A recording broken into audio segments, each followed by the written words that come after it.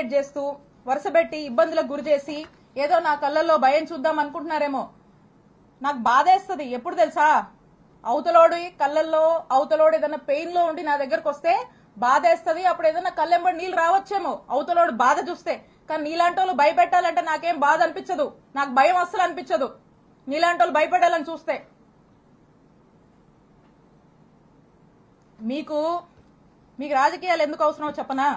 ఒకటి, రత్తయ్య గారంటే నాకు చాలా అభిమానం. ఆయన చాలా కష్టపడి ఈ స్థాయికి వచ్చాడు.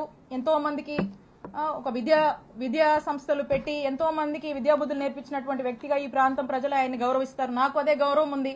కానీ అన్ఫార్చునేట్లీ ఈ రోజు వారి కొడుకు గురించి ఇన్ని నిజాలు ఆయన తప్పు చేశాడు కాబట్టి ఇవన్నీ నేను బయట పెట్టాల్సి వస్తుంది.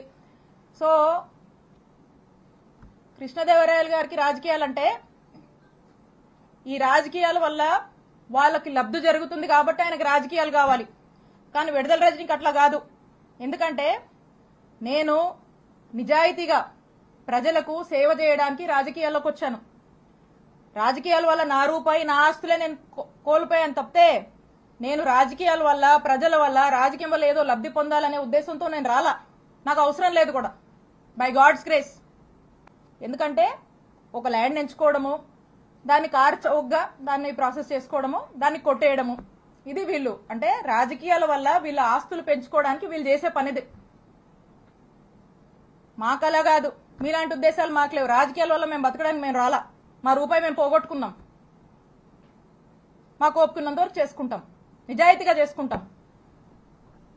మా నాయకుడిని మేము నమ్మాము, మా నాయకుడి కోసం కష్టపడతాం.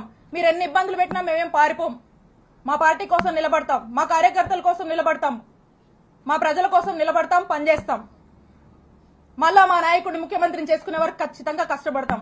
మీరు ఎన్ని ఇబ్బందులు పడ్డా మేమేం పారిపోము.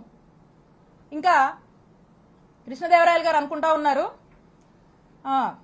నాకు వైఎస్ఆర్ కాంగ్రెస్ పార్టీలో ఒకరిద్దరితో పరిచయాలు ఉన్నాయి, ముసుగులో ఒకరిద్దరితో పరిచయాలు ఉన్నాయి, ఆయన టచ్ లో ఉన్నాడని ఆయన భావించి ఆ ఒకరిద్దరు రేపు వైఎస్ఆర్ కాంగ్రెస్ పార్టీ గవర్నమెంట్ వచ్చినా కృష్ణదేవరాయల్ని కాపాడుతారు అనే భ్రమంలో ఆయన ఉన్నాడు. ఆ ఇద్దరు, ఆ ఒక్కరు, నువ్వు ముసుగులో ఉన్న ఏ ఒక్కరు కూడా నిన్ను కాపాడలేరు అని నేను క్లియర్ గా చెప్తున్నా. నీకు నిన్ను కాపాడలేరు, అది నీ భ్రమే. కాబట్టి ఇప్పటికైనా మీరు చేస్తున్న పాపాలన్నీ అందరికీ తెలుసు.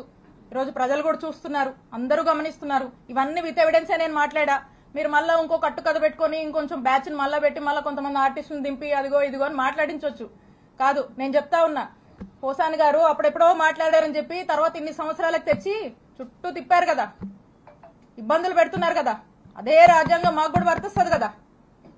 ఇష్టం వచ్చినట్టుగా వచ్చి కూర్చొని ఇష్టానికి మాట్లాడిపోతే మాట్లాడినోడు ఎవరిని కూడా వదిలిపెట్టనని చెప్పి తెలియజేస్తున్నాను.